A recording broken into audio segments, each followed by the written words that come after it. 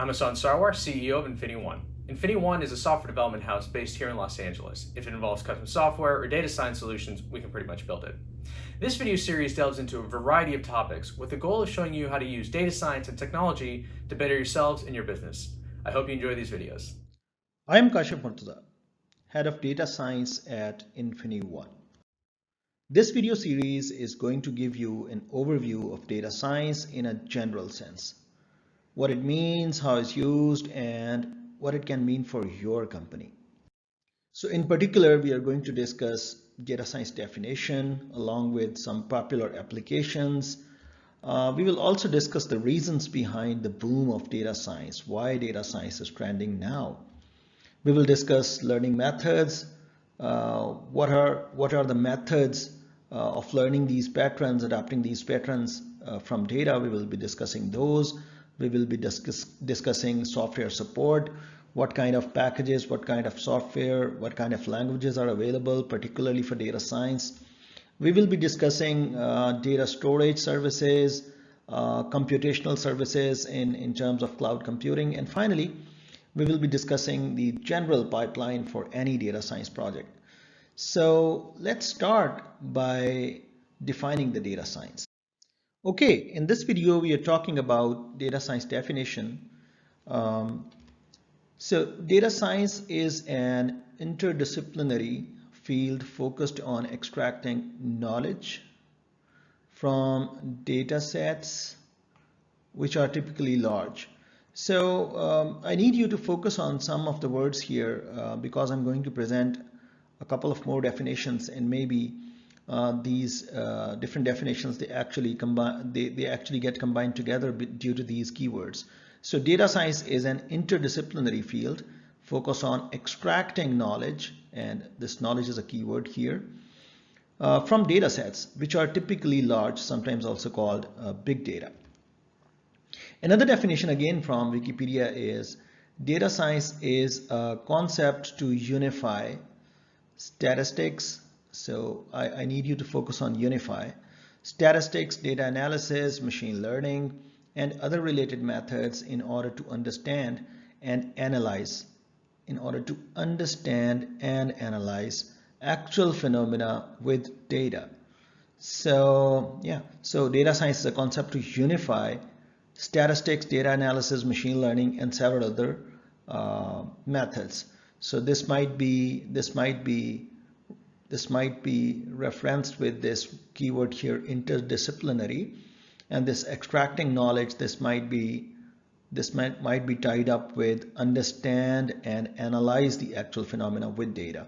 So another definition from Investopedia is that data science or data-driven science uses big data and machine learning to interpret data for decision-making process. That's a definition from Investopedia.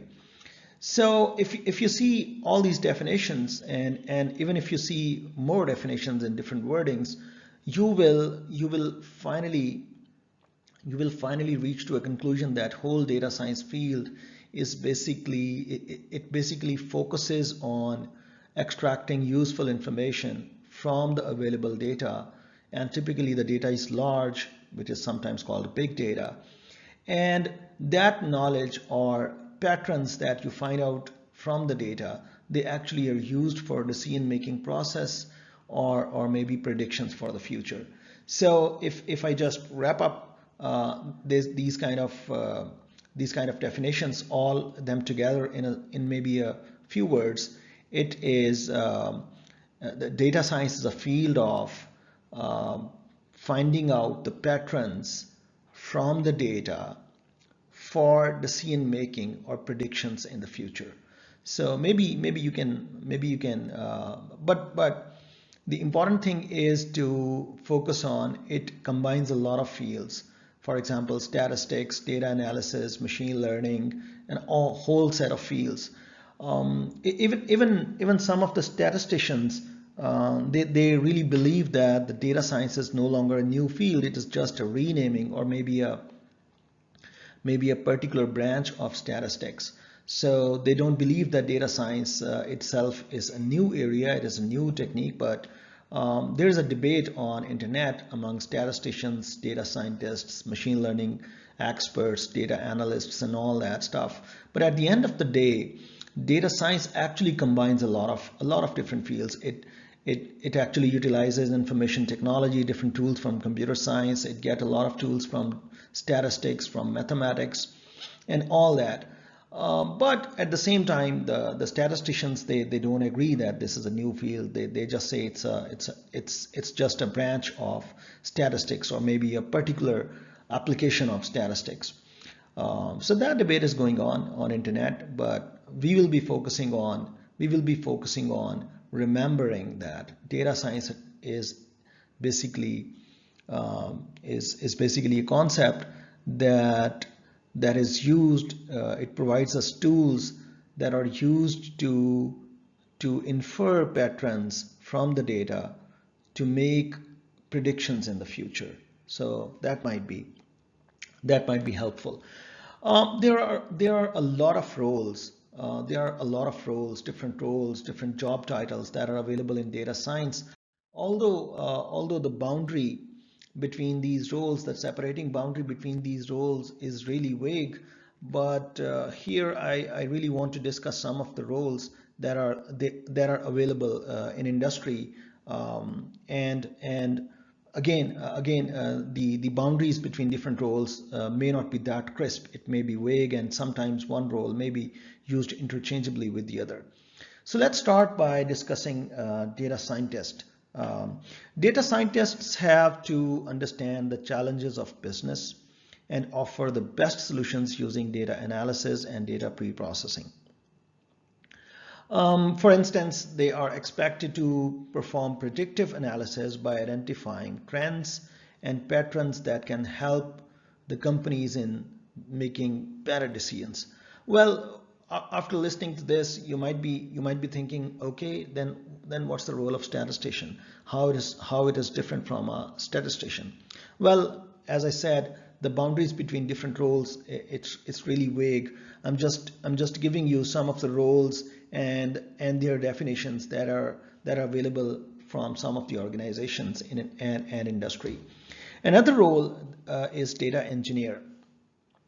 Data engineers build and test scalable big data ecosystems for the businesses so that data scientists can run their algorithms on the data systems that are stable and highly optimized. Data engineers also update the existing systems with newer or upgraded versions of the current technologies to improve the efficiency of databases. So so that's one role that is available as a data engineer. Another role that is also available in industry and has a different title is data analyst. Data analysts are responsible for a variety of tasks, including visualization, munging, and processing of massive amounts of data. They also have to perform queries on databases from time to time. One of the most important skills of the data analyst is optimization. This is because they have to create and modify algorithms that can be used to cull information from some of the biggest databases without corruption in the data, without actually corrupting the data. Another role that is available in the same kind of big umbrella of data science is data consultant. This data consultant is also sometimes is in some organizations, or in some it is also actually denoted as business analyst. So the role of data consultant and business analyst is slightly different than other roles in data science as defined in some of the organizations.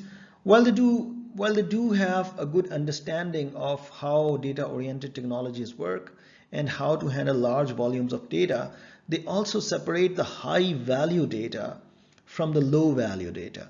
In other words, they identify how the big data can be linked to actionable business. Again, in other words, they identify how the big data can be linked to actionable business. Business analysts act as a link between data engineers and management executives. So they should have an understanding of business finances and business intelligence, and also the IT technologies like modeling, data visualization tools, and similar kind of tools related to their job title. There are a couple of other roles in data science as well. Let me discuss those as well. So another role that is also common in different organizations is data architect. A data architect creates the blueprints for data management so that the databases can be easily integrated, centralized, and protected with the best security measures. They also ensure the data engineers have the best tools and systems to work with. A career, however, in data architecture requires expertise in data warehousing, data modeling, extract, transform, load, sometimes called ETL, extract, transform, load, ETL. So they must have expertise in ETL, maybe also well versed in Hive, Pig, and Spark kind of technologies. And last but not the least, AI expert or statistician or machine learning expert, or I mean several of these kind of synonyms in data science. A statistician or an AI expert, as the name suggests, has a sound understanding of statistical theories and data organization. Not only do they extract and offer valuable insights from the data, but they also help create new methodologies for engineers to apply. Well, yeah, I have discussed, different roles, and somehow I actually tried to define that all these roles, they have differences one way or the other. But really in industry, these different kind of roles, they are used interchangeably. I mean, it's really hard in general to actually draw the boundaries between what's the difference between, for example, what's the difference between data scientist and statistician? What's the difference between data architect and data analyst and all that stuff? It has sometimes become really different, but in different organizations, the roles are specified and defined according to the work specifications that are available. But I would say in general, I mean, when you talk about data scientist, it may mean data engineer, it may mean data analyst, it may mean data consultant or business analyst, it may mean a data architect, it may equally mean an AI expert, a statistician, a machine learning expert, a database management expert, or I mean, there are several kind of names that are assigned maybe to the same kind of bigger umbrella, which is the data scientist.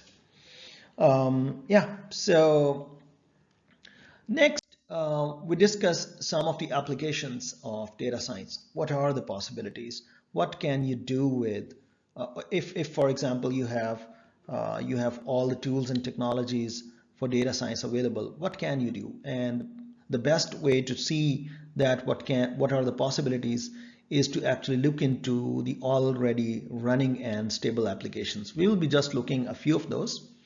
So let's start by automatic language translation. So let me define first let me define the problem first. The problem is you are given a sentence maybe in one language, maybe in English. So that's an English sentence. And you need to have a program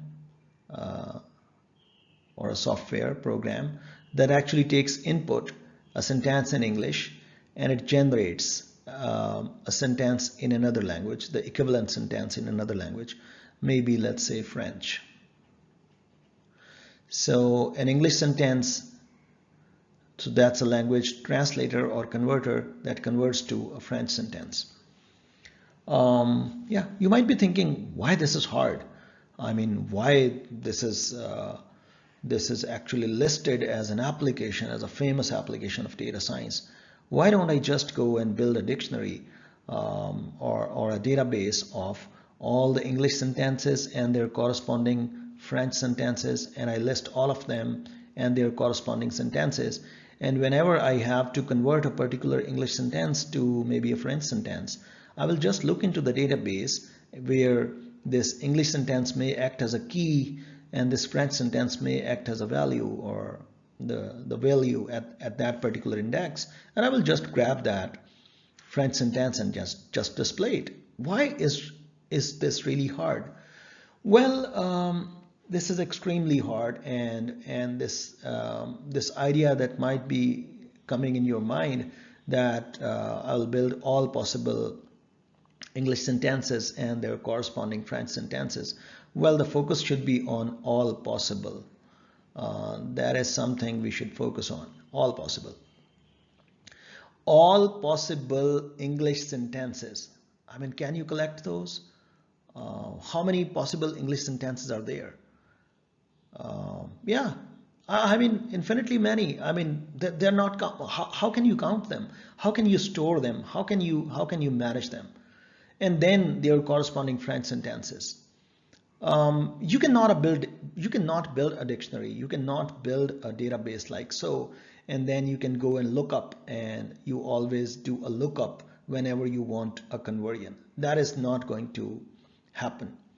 What instead what happens is we have a reasonable amount of reasonable quantity of data in English, maybe English sentences, and their corresponding French sentences. And then the goal of this program, or the automatic language translation, the goal of this program actually is to learn the rules that actually map or convert English to French sentences. So the whole goal of the program not actually is to memorize the mapping. It actually learn the rules that can be executed to map English sentences to French sentences. And once those rules are learned, now if you give any English sentence, even though that sentence was no longer in the set that was used to train the program, that was used to make the program learn the rules, if that is a completely unseen sentence, because the program has learned the rules, because the learning of the rules has been happened already, this sentence, which was completely unseen, will be converted to a French sentence. How cool is that? So we will pick some amount of data to get our rules specified, or we will learn the patterns, what kind of patterns are there in English and how they correspond in French. Once the patterns are learned, then we are good to go to all the sentences that we have not seen so far. And here you may be thinking, where is the data that is playing the role? Actually, you need this kind of data, sometimes called the training data, in a large amount, in a large diversity, that actually make the program learn the actual pattern, or a lot of patterns. The more and more amount of data available for training, more stable or more accurate your translation or your app is. So yeah, so that is one kind of application in the application area of data science. So next, let me move towards image recognition. Just very briefly, what image recognition is. Let me just clear the board just to clear up some space. Yeah. So image recognition. We are given an image that contains something, and we need to write a program. We need to write a program that actually inputs this image and then decides, based on the content inside the image, what is the category of that image. So for example, if this image contains a lot of vehicles, then maybe the category of that image might be a vehicle image. If this image contains a lot of pedestrians, or maybe a few pedestrians, then maybe the category or the class of that image is pedestrian. And depending upon the content, maybe if the image is completely does not have any interesting object or a predefined object, any object from the predefined classes, then maybe we call that as empty image or something like so. So that is image recognition. You might be thinking where the data actually plays the role in this particular case. Actually, to get this program running, to actually build a model that that learns the pattern for each category individually and maybe differences among different categories, we need a lot of data, labeled data for all these categories alone. For example, if we want our program to learn the characteristics or the properties for vehicle images, we need to supply a lot of vehicle images in all kind of diversity that actually represent the vehicle images at large. And we have to supply not only the images, we have to label those images that these are vehicle images and these are pedestrian images and these are kind of images without any of these objects, or maybe if you have more classes in that. And the goal of the program may be to learn the specific characteristics of each class individually from the image data, or maybe the differences among different classes, sometimes called the discriminative learning, differences among different classes to just differentiate an input image to actually classify in one of these predefined classes.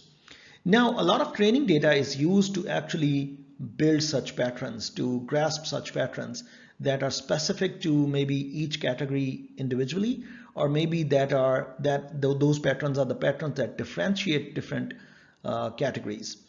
Once the training is done, then we will give an image to the program, and this image may not be an image from our training set. It may be a completely different image that the program was never fed into before. And the task of the program really is to categorize that image in one of the categories. How cool is that?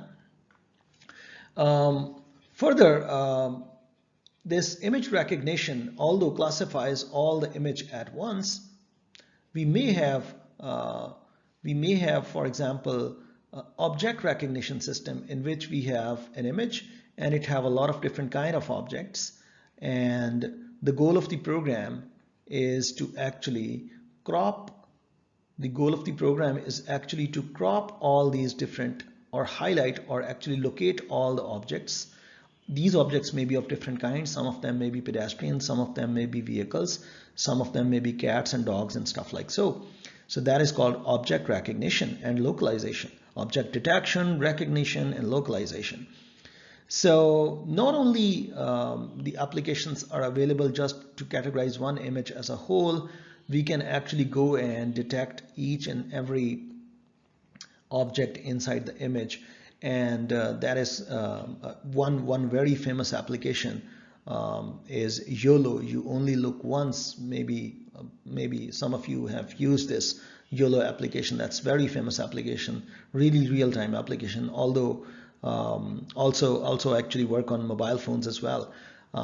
You just place your camera into some scene, some image, or maybe some interesting object, and this app will show you the labels. The labels or actually highlight different objects along with their labels, that this is a bottle, this is a for example, I mean, whatever the object you are pointing to. And recently there is another paper by Google Brain, which is, let me write that paper in some space here, efficient debt.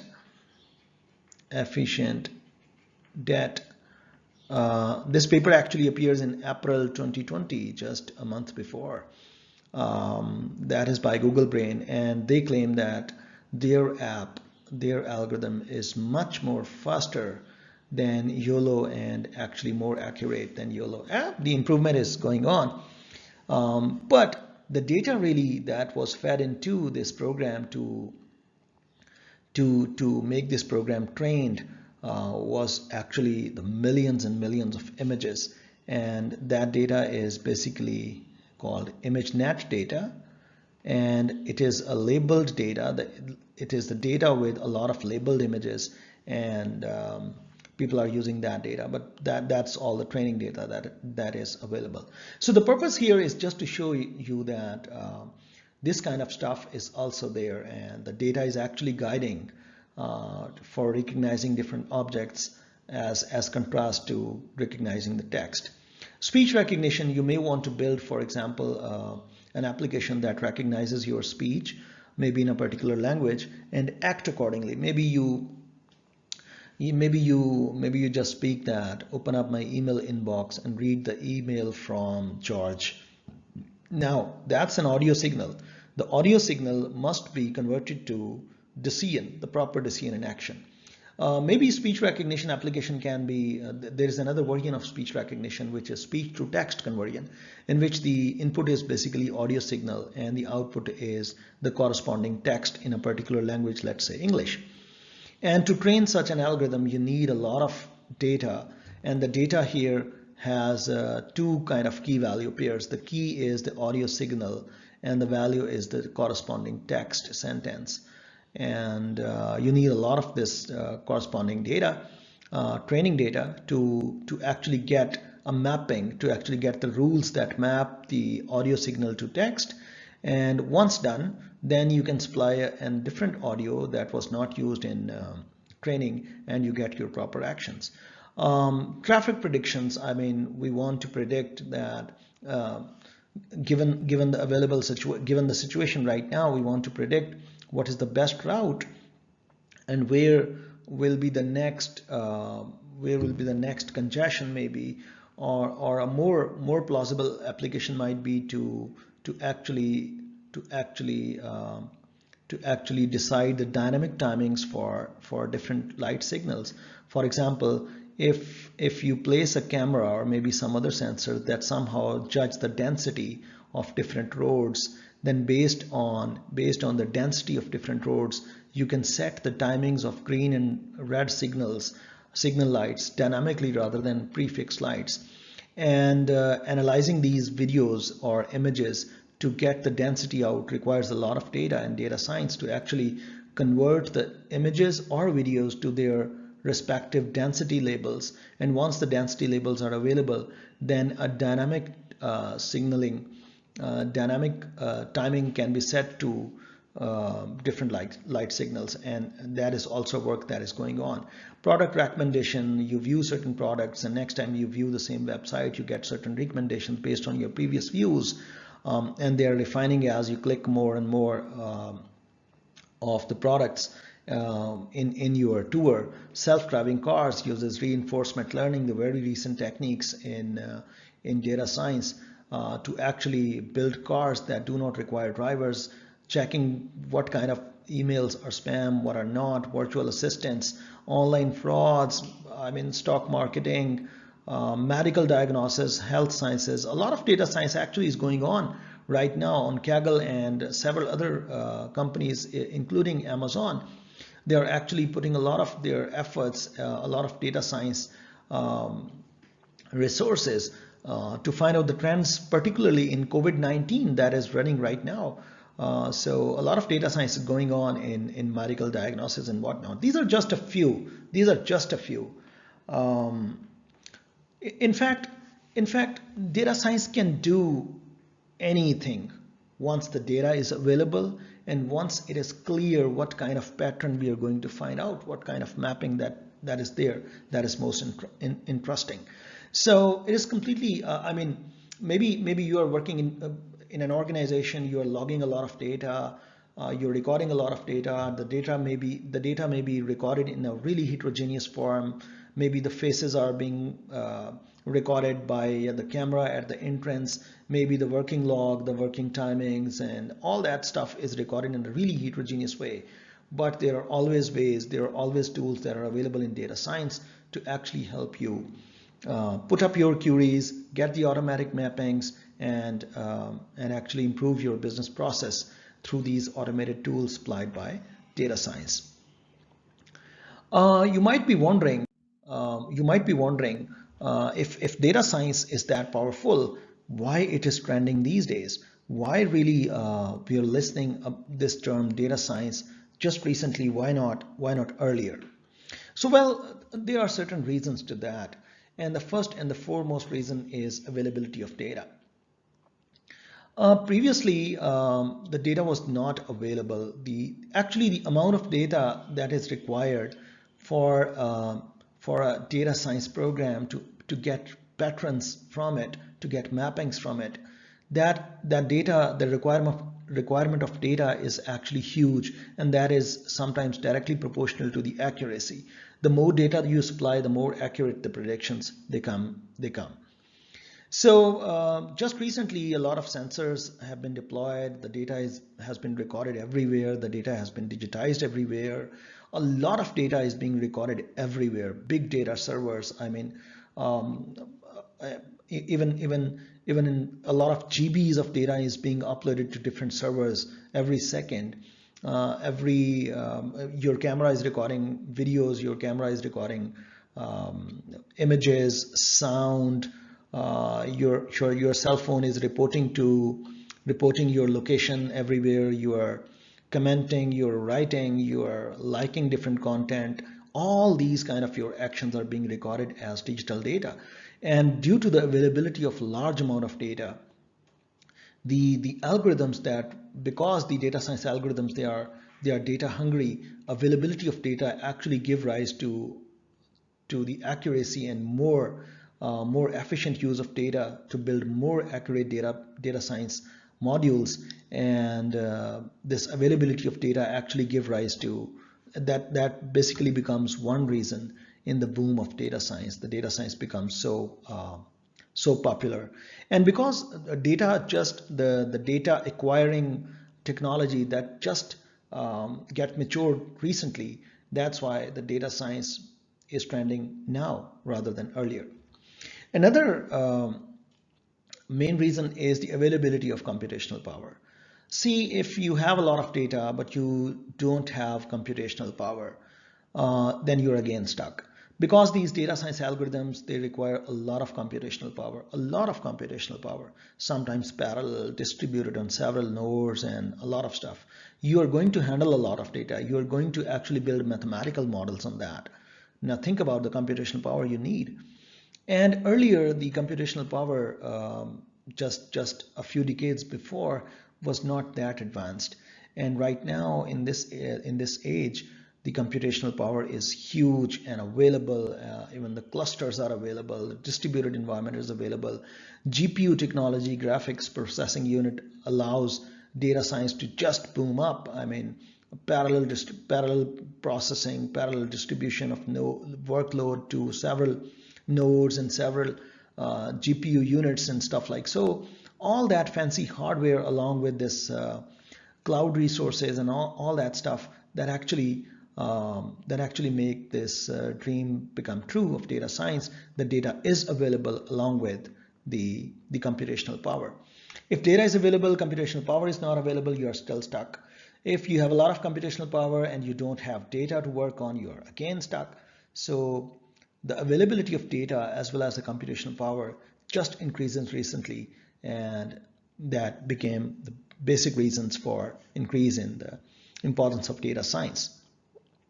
Third thing is the software stack. Because the data is available, the computational power is available, a lot of software, a lot of people start writing very stable kind of software, very high level libraries, very high level packages that actually give you a lot of support to write a very few lines of code and build very larger and complicated models. And this all goes in a cycle, because availability of data and computational power that give rise to data science. People come up with people notice that now the importance of software stack is really there. So people start writing a lot of great software packages for data science. Once the data science packages are available, people rethink again back and go, okay, if we collect more data, if we have more computational power, then we already have software stack, so we can get more accuracy. So they start actually acquiring labeling and pre-processing data in more volumes. And once the data and computational power due to the software stack get more volumes, the necessity of software stack to be improved become further higher. And all these things, they actually go in a loop or a cycle, supporting one another and giving rise to this data science at a much greater